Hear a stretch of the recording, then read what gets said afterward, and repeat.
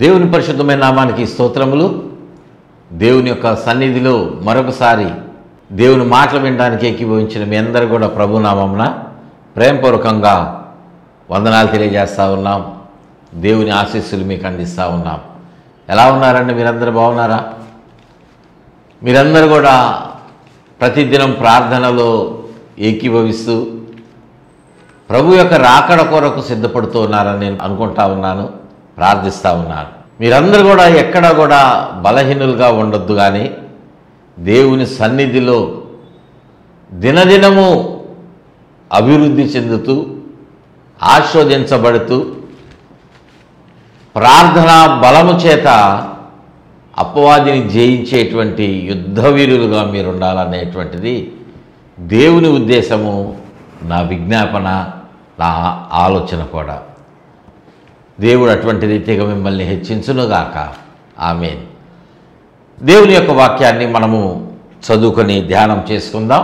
కీర్తనల గ్రంథములో నుండి 4వ కీర్తన మొదటి వచనాన్ని మనము చదువుకొని ధ్యానం చేసుకుందాం.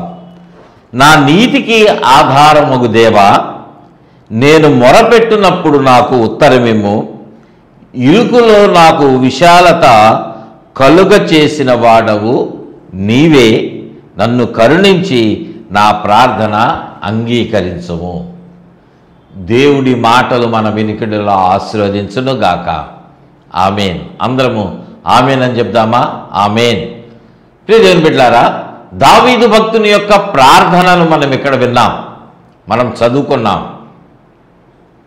దావీదు దేవునికి ప్రార్థన చేస్తూ ఒక ప్రాముఖ్యమైనటువంటి అంశాన్ని తన ప్రార్థనలో జ్ఞాపకం చేస్తూ ఉన్నాడు, తెలియజేస్తూ ఉన్నాడు దేవునికి. దేవుని సన్నిధిలో నేటి దినాన మన అంశము ఏంటంటే, దావీదు యొక్క ప్రార్థనలు ఎలా ఉన్నాయి, ఏ ఏ విషయాలలో దావీదు ప్రార్థన చేశాడు. దేవుడు మనకి ఈరోజు ఈ మాటలు నేర్పిస్తూ ఉన్నాడు. ఈ సమయంలో ఈ మాటలు దేవుడు తన లేఖనాల్లో నుంచి మనకు తెలియజేస్తూ ఉన్నాడంటే, మనలో కూడా కొంతమంది ఈ అనుభవాలలో ఉన్నటువంటి వాళ్ళంగా ఉన్నామేమో. దావీదు నడిచినటువంటి ఆ మార్గములో ఎక్కడెక్కడైతే ఇరుకులో దావీదు నడిచాడో ఆ అవసరతలు మనకు కూడా ఉన్నాయేమో. అవసరాలు నీవు నేను కూడా కలిగి ఉండొచ్చు కదా. అందుకే ఈ మాట దేవుడు గుర్తు చేస్తూ ఉన్నాడేమో.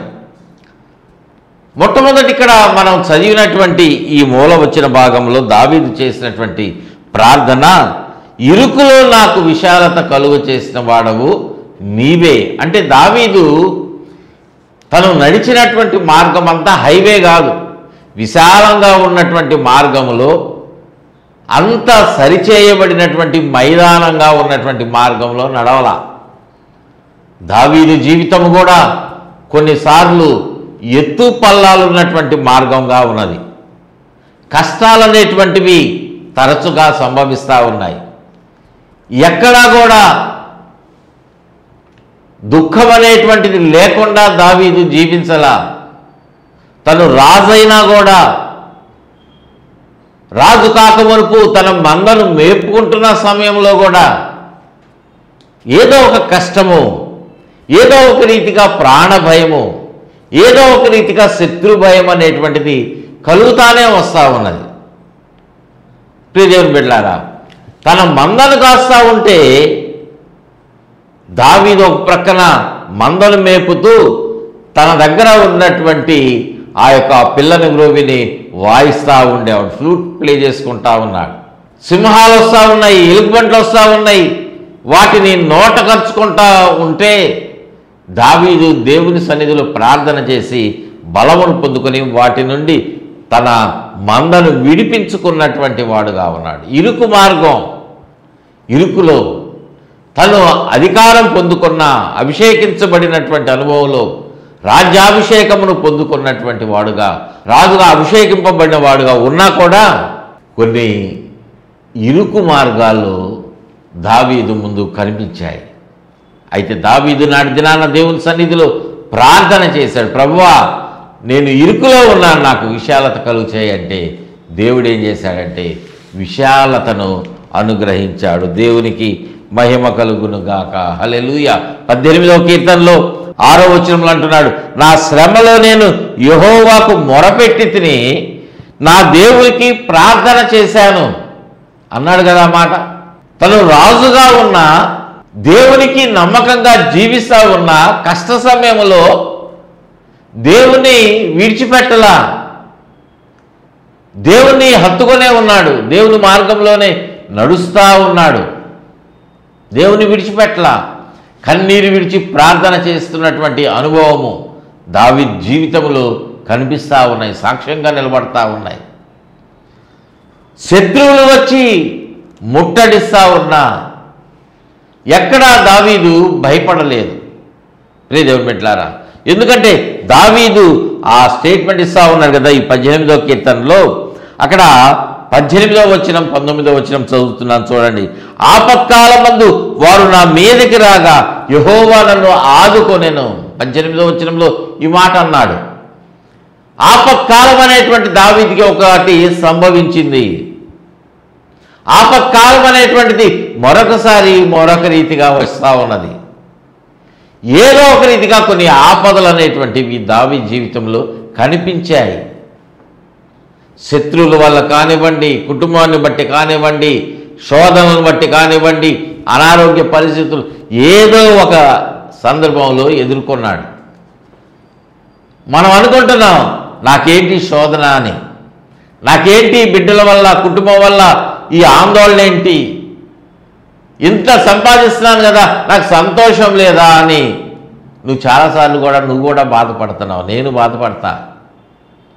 ప్రియమైన బిడ్డలారా, ఈ కష్టాలు నష్టాలు అనేటువంటివి మన జీవితంలో సహజంగా ఉన్నాయి. కానీ దావీదు దేవుని సన్నిధిలో ప్రార్థన చేశాడు. అయ్యా నేను ఇరుకు మార్గంలో వెళ్తా ఉన్నా, నడవలేకపోతా ఉన్నా, నాకు తోడు రావా అంటే దేవుడు ఏం చేశాడంటే ఆ ఇరుకును విశాలంగా మార్చాడు. దేవునికి మహిమ కలుగునుగాక. హల్లెలూయా. ఆ మాటే 19వ వచనంలో అంటున్నాడు, విశాలమైనటువంటి స్థలమునకు ఆయన నన్ను తోడుకొని వచ్చెను. నేను ఇరుకు మార్గంలో నడుస్తూ ఉన్నా, కానీ నా దేవుడు నన్ను విడిచిపెట్టకుండా నన్ను విశాల మార్గంలోనికి, ఇరుకులో నాకు విశాలత కలుగజేసేటటువంటి వాడు నీవే అని 4వ కీర్తనలో ఎలా మాట్లాడాడో ఈ 18వ కీర్తనలో కూడా దేవుడు అంటున్నాడు, నేను ఆయనకి ఇష్టడను కనుక ఆయన నన్ను తప్పించాడు. ఇరుకులో నేనుంటే నాకు ఆయన ఎందుకు విశాలత కలుగు చేశాడో తెలుసా? ఆయన నన్ను తప్పించాడు. కారణం ఏంటంటే నేను ఆయనకి ఇష్టడను, ఆయన నన్ను తప్పించెను. దేవునికి మహిమ కలుగునుగాక. హల్లెలూయా. హల్లెలూయా. దావీదు యొక్క ప్రార్థన ప్రాముఖ్యంగా ఏంటంటే ఇరుకులో ఉన్నటువంటి సమయమున లోకం మీదకు వెళ్ళి లోకస్తులతో స్నేహం చేయలా, లోకస్తులతో స్నేహం చేసినటువంటి సమయమున ఉన్నటువంటి వారిని వచ్చి నాకు సహాయం చేయండి అని అడగలా. లోకస్తులు ఒకవేళ అడిగినా వాళ్ళు విడిచిపెట్టి వెళ్ళిపోతారు. నీ జీవితంలో ఇలాంటి సందర్భం ఖచ్చితంగా ఒకటి జరిగే ఉంటుంది కదా. నువ్వు కష్టంగా ఉన్నప్పుడు, నష్టపోయినప్పుడు, నా ప్రాణ స్నేహితులు అనుకున్న వాళ్ళు, నువ్వు ఎంతగానో ప్రేమించినటువంటి వాళ్ళు నేను విడిచి వెళ్ళిపోయినటువంటి వాడుగా ఉండి ఉండొచ్చేమో. నీ వ్యాపారం నష్టంలో ఉంటే నీకు తోడుగా నిలవనటువంటి వాళ్ళు ఉంటారేమో. ఏదైనా సరే అనారోగ్య పరిస్థితి ఉంటే నిన్ను హాస్పిటల్లో నువ్వు ఉంటే నేను చూడటానికి వచ్చినటువంటి వాళ్ళు లేని జీవితం కూడా నీలో ఉన్నదేమో కదా. పరిస్థితులు ఎలా అయినా ఉండని వారు నీకు ఏ విధంగా సహాయం చేయలేనటువంటి పరిస్థితుల్లో వాళ్ళు ఉంటారు. ప్రియ దేవుని బిడ్డలారా, దేవుని యొక్క సన్నిధిలో దావీదు చేసిన ప్రార్థన దేవుడు ఆలకించి దేవుడు సమాధానాన్ని ఇచ్చాడు. ఎలా అంటే ఇరుకులో విశాలతను కలుగజేసి దావీదుకి దేవుడు ప్రార్థన ఆలకించి విశాలతను అనుగ్రహించాడు. దేవునికి మహిమ కలుగునుగాక. హల్లెలూయా. హల్లెలూయా. మరొక మాట మనం చూసినట్లయితే దావీదు ఏ పరిస్థితుల్లో ప్రార్థన చేశాడు, ఏ విషయంలో ప్రార్థన చేశాడు అంటే 13వ కీర్తన 4వ వచనంలో మనం చూస్తే చివరి భాగంలో వ్రాయబడింది, నా కన్నులకు వెలుగునిమ్ము. దావీదు అడుగుతా ఉన్నాడు దేవుణ్ణి, నా కన్నులకు వెలుగు ఇవ్వు ప్రభువా, నేను చీకట్లో నడుస్తా ఉన్నా, అంధకారంగా ఉంది నా ముందున్నటువంటి మార్గం అంతా, చీకటిగా ఉంది, నాకు తెలియట్లా, ఎట్లా వెళ్ళాలో తెలియట్లా, ఎటు వెళితే నాకు క్షేమమో నాకు తెలియట్లా, ఏ మార్గం వెళితే నాకు ఆశీర్వాదమో, ఏ మార్గం వెళితే నాకు మేలో నాకు లాభమో నాకు తెలియట్లా. మన జీవితంలో కూడా ఈ అనుభవాలు ఉన్నాయి.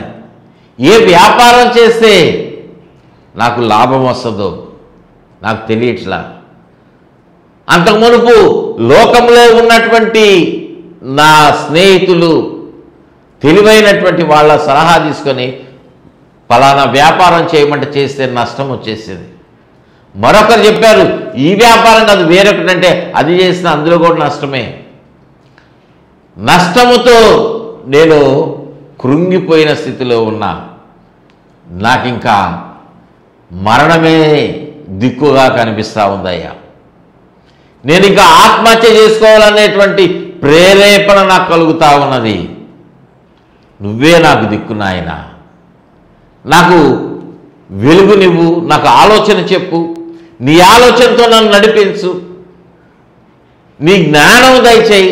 వ్యాపార విషయంలో నా బిడ్డలను పెంచడంలో నాకు జ్ఞానం ఇవ్వు, నా బిడ్డలకు మంచి తెలివినివ్వు, వారు చదవట్లా వారి జ్ఞానం ఇవ్వు, నాకు చదువు రావట్లా నా జ్ఞానం ఇవ్వు, నాకు వివాహము కావటంలా మంచి వరుణ్ణి మంచి వధువుని నాకు సహచారిని నీవు సరిగా ఏర్పాటు చేయి ప్రభువా అని ప్రార్థన చేసేటువంటి అవసరతల్లో చాలామంది ఉన్నారు. వెలుగు లేనటువంటి స్థితిలో చీకటిమయం కనిపిస్తూ ఉన్నది. ముందుకు వెళ్ళాలంటే దారి తెలియనటువంటి పరిస్థితుల్లో దావీదు కూడా నడిచాడు. దావీదు అంటున్నాడు, నా కన్నులకు వెలుగునివ్వు, నా కన్నుకు వెలుగివ్వు, నేను ఏ మార్గంలో వెళ్ళాలో నాకు తెలియట్లా. ప్రియదేవుని పెట్టారు. చాలామంది 10th క్లాస్ స్టూడెంట్స్ అనుకుంటున్నారు ఇంటర్మీడియట్లో ఏ గ్రూప్ తీసుకోవాలి, ఇంటర్లో నేను ఏ గ్రూప్ తీసుకోవాలి, సైన్స్ చదవగలనా, మ్యాథ్స్ చేయగలనా, ఎలా వెళ్తే నాకు మంచి భవిష్యత్తు ఉంటుంది. ప్రార్థన చేయండి, దేవుడు మీకు సమాధానం ఇస్తాడు. నా కన్నులకు వెలుగివ్వని ప్రార్థన చేస్తే దేవుడు మీ కన్నులు తెరచి మీరు వెళ్ళేటువంటి మార్గమును మీకు చూపిస్తాడు. దేవునికి స్తోత్రం చెల్లిద్దాం. హల్లెలూయా. అది కేవలము లోకరీతిగా మాత్రమే కాదు, కానీ ఆత్మ సంబంధమైనటువంటి మార్గం కూడా ఆయన చూపిస్తాడు. ఒకానొక సమయమున ఋషులు ప్రార్థన చేశారు కదా, వాళ్ళు ప్రార్థన చేశారు, తమసోమ జ్యోతిర్గమయ, అసతోమ సద్గమయ, మృత్యోర్మ అమృతంగమయ. మేము చీకట్లో ఉన్నాము, మాకు వెలుగు దయచేయి. మేము ఏ మార్గంలో వెళ్తున్నామో మాకు తెలియట్లా, మాకు మార్గం చూపించు. మేము మరణంలోనికి వెళ్తా ఉన్నాము, మాకు తెలియచేయి. ఏ మార్గం అంటే దేవుడు చెప్పాడు, నేనే మార్గం అని వాళ్ళకు తెలియజేశాడు, నేనే జీవమని వాళ్ళకు తెలియజేశాడు. ప్రియదేవుని బిడ్డలారా, నేనే వెలుగుగా ఉన్నానని వాళ్ళకు తెలియజేసి వాళ్ళకు సమాధానం ఇచ్చాడు.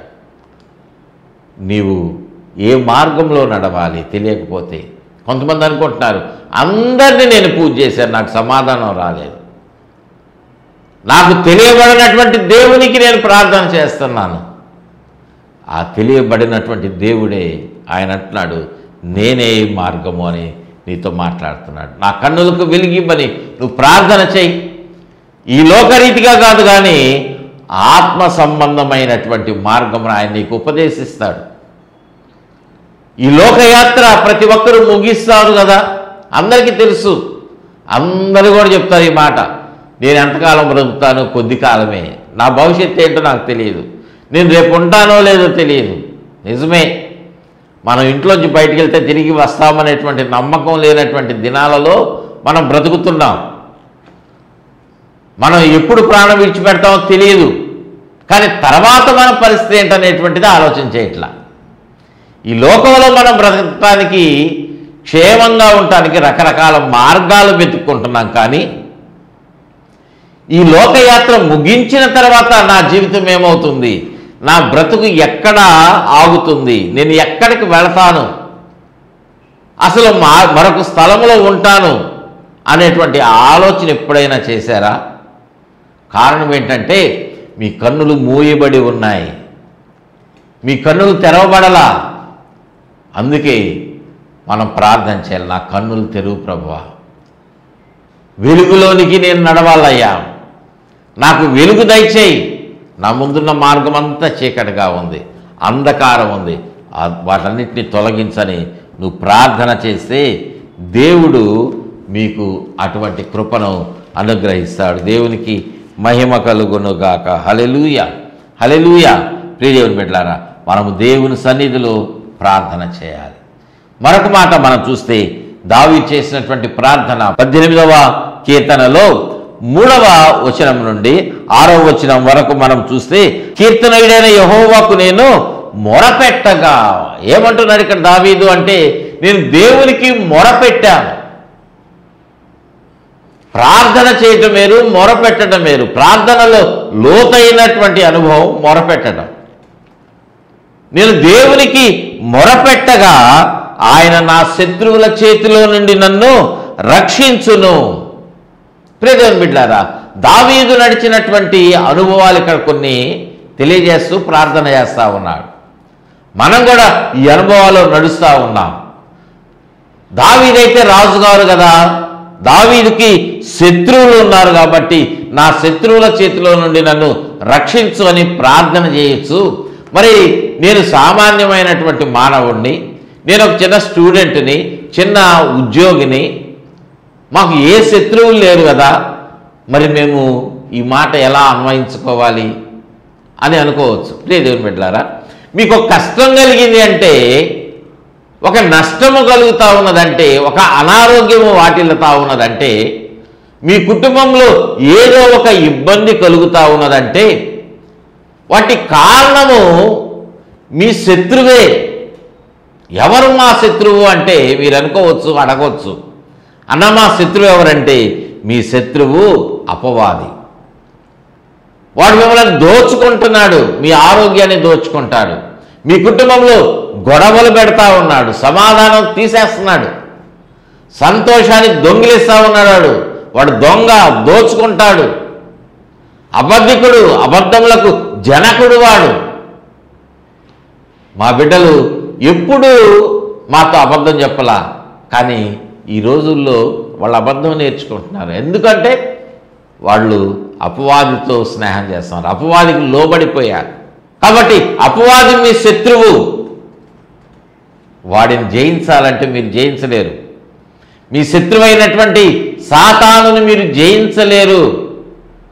పరిశుద్ధాత్మ దేవుని యొక్క సహాయం ద్వారానే, యేసయ్య ద్వారానే వాడిని మీరు జయించగలరు. అందుకే ఆయన వాడిని జయించాడు కనుక ఆ యుద్ధము, ఆ యుద్ధ విద్యలు అవన్నీ ఆయనకు తెలుసు కనుక ఆయన సహాయంతో మనం వాడిని జయించాలి.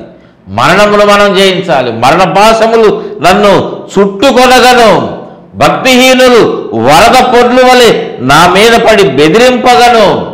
చూడండి దావీదు ఎలాంటి శత్రువులతోటి పోరాడాడు అంటున్నాడు. పాతాళ పాశములు నన్ను అరికట్టగను, మరణ ఉరులు నన్ను ఆవరింపగను. నా శ్రమలో నేను యెహోవాకు మొరపెట్టాను. ప్రియదేవుని బిడ్డలారా, ఆయన సన్నిధిలో, ఆయన ఆలయంలో నేను ప్రార్థన చేశాను, ఎలిగెత్తి నేను ప్రార్థన చేశాను అని దావీదు తన సాక్ష్యాన్ని చెప్తా ఉన్నాడు. ఈ అనుభవాలు మన జీవితంలో కలుగుతూ ఉన్నాయి. ఒక్కొక్కరు రోజు అనుభవాలు నడుస్తూ ఉన్నారు. కష్టం అనేటువంటిది తెలియకుండా నా బిడ్డలను పెంచానంటున్నాడు, కానీ వారు ఏదో ఒక రీతిగా శోధనలో పడతా ఉన్నారు. ప్రియదేవుని బిడ్డలారా, లోకరీతిగా శారీరకంగా కష్టపడకపోవచ్చేమో, కానీ మానసికంగా, ఆత్మీయంగా వాళ్ళు ఎన్నిసార్లు శోధించబడుతున్నారా కదా. యవన ప్రాయంలో ఉన్నటువంటి సమయమున ఎన్నిసార్లు దేవునికి వ్యతిరేకంగా నడుస్తూ పాపపు ఊబిలో పడిపోతా ఉన్నారు కదా. పాపానికి వెళ్ళిపోతే శిక్ష ఏంటో తెలుసు కదా. పాపానికి వచ్చేటువంటి శిక్ష నరకము కదా. ఆ నరకానికి వాళ్ళు వెళ్ళిపోతే తండ్రిగా తల్లిగా నువ్వు సంతోషపడతావా? నీ బిడ్డ చక్కగా చదువుకుంటున్నాడని నువ్వు అనుకుంటున్నావు, కానీ చక్కగా ఆత్మీయంగా ఎదుగుతున్నాడనేటువంటి ఆ సంతోషం నువ్వు కలిగి ఉన్నావా ప్రియ దేవుని బిడ్డలారా? లక్షల రూపాయలు నీ బిడ్డకు జీతం ఉండొచ్చు. నువ్వు సంపాదించేటువంటి ఆ వ్యాపారంలో, నువ్వు చేసే వ్యాపారంలో నీ సంపాదన కోట్లలో ఉండొచ్చు లాభం, కానీ వాటితోటి నువ్వు పరలోకాన్ని సంపాదించుకోగలవా? నువ్వు ఇచ్చేటువంటి కానుకలతోటి పరలోకం వెళ్ళలేవు. నువ్వు దేవుని వెంబడిస్తున్నటువంటి విధానాన్ని బట్టి, దేవునికి లోబట్టాన్ని బట్టి, దేవుని యొక్క వాక్యానికి విధేయత చూపించి దేవుని మార్గంలో నడవడాన్ని బట్టే నువ్వు దేవుని సన్నిధిలో నిలబడగలవు. దేవునికి మహిమ కలుగునుగాక. హల్లెలూయా. దావీదులా ప్రార్థన చేశాడు.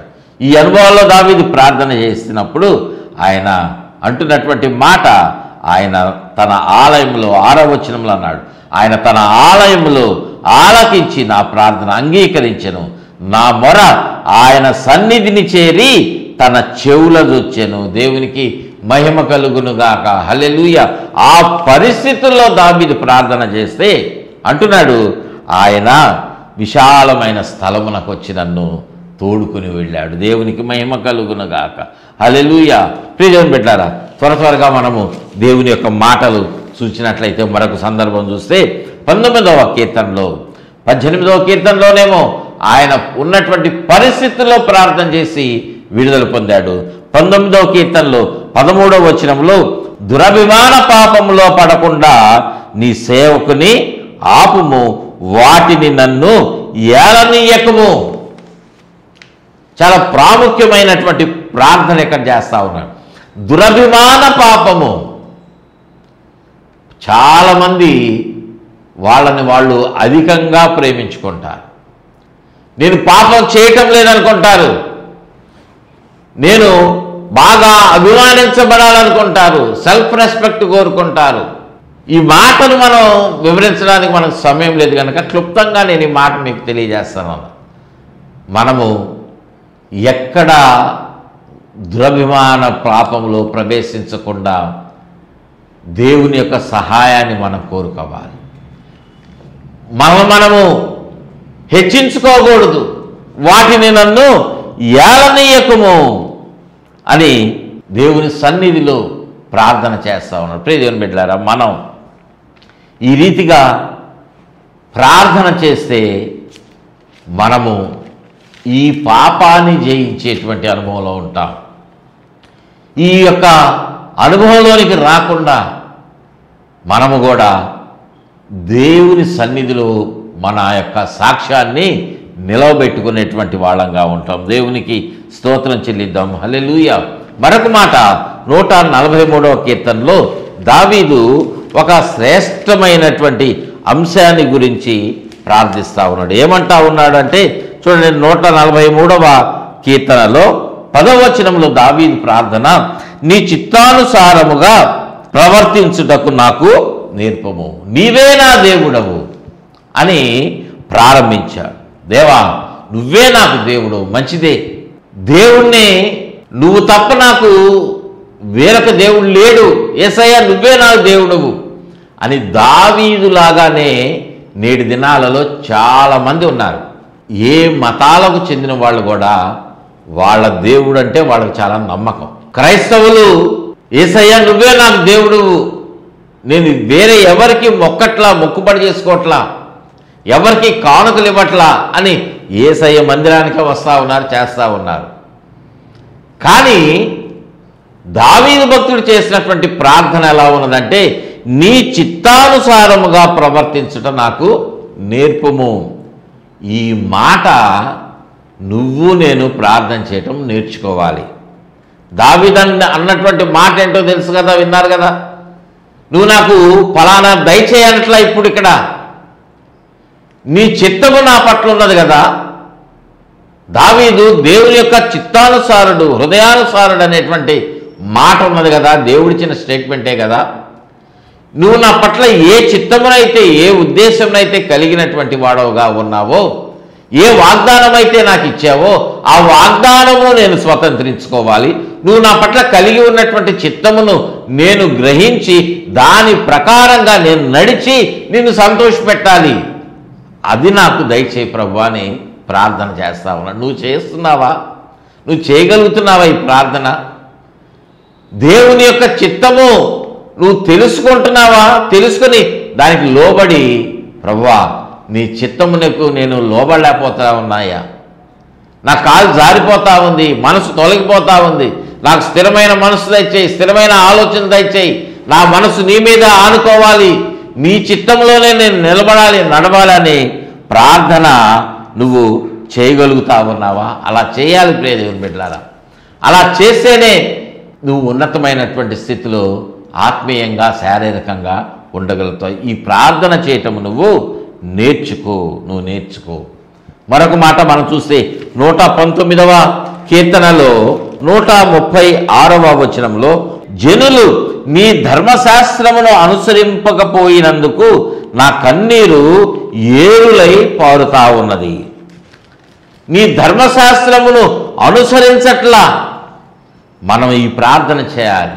ప్రార్థన ఇది మనం చేయాలి. నా బిడ్డలు నీ మాటలను అనుసరించట్లా, నీ వాక్యాన్ని అనుసరించటంలా, నీ త్రోవలో నడవటంలా, నా సంఘములో ఉన్నటువంటి వారు నీ మాటలు వింటున్నారు కానీ వాటిని అనుసరించట్లా, వాటిని గైకొనట్లా, తొలగిపోతా ఉన్నారు అని దావీదు తన జనులను బట్టి, తన జనాంగాన్ని బట్టి కన్నీటితోటి ప్రార్థన చేశాడు. మనము నశించిపోతున్నటువంటి ఆత్మల కొరకు ఈ రీతి ప్రార్థన మనము చేయాలి. ఈ రీతిగా ప్రార్థన చేస్తే దేవుడు నిన్ను బహుగా ఆశీర్వదిస్తాడు, బహుగా హెచ్చిస్తాడు. ప్రియ దేవుని బిడ్డలారా, ఇంకా ఎన్నో అంశాలు దావీదు చేశాడు. మనం కూడా వాటన్నిటిలో దేవుడు మనకు, పరిశుద్ధాత్మ దేవుడు మనకు తలంపునిచ్చినటువంటి వాటన్నిటిని బట్టి హృదయాన్ని కుమ్మరించుకొని దేవుని సన్నిధిలో ప్రార్థన చేయండి.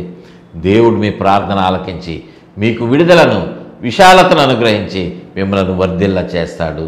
ఆయన దీవించేవాడుగా ఉన్నాడు. దేవునికి మహిమ కలుగును గాక. హల్లెలూయ. అటువంటి కృప పరిశుద్ధాత్మ దేవుడు మీకు అందరికీ దయచేయును గాక. ఆమేన్. ప్రార్థన చేసుకుందామండి. ప్రేమ కలిగిన తండ్రి, పరిశుద్ధుడా మీకు వందనాలు నాయన.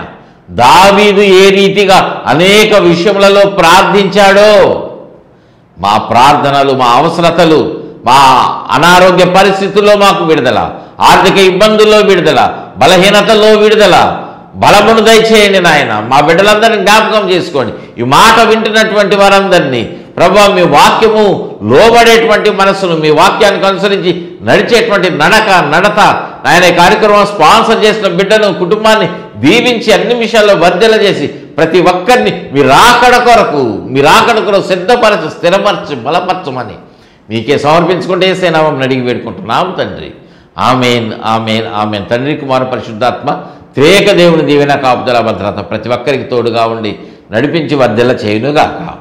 ఆమేన్, amen, amen. God bless you all.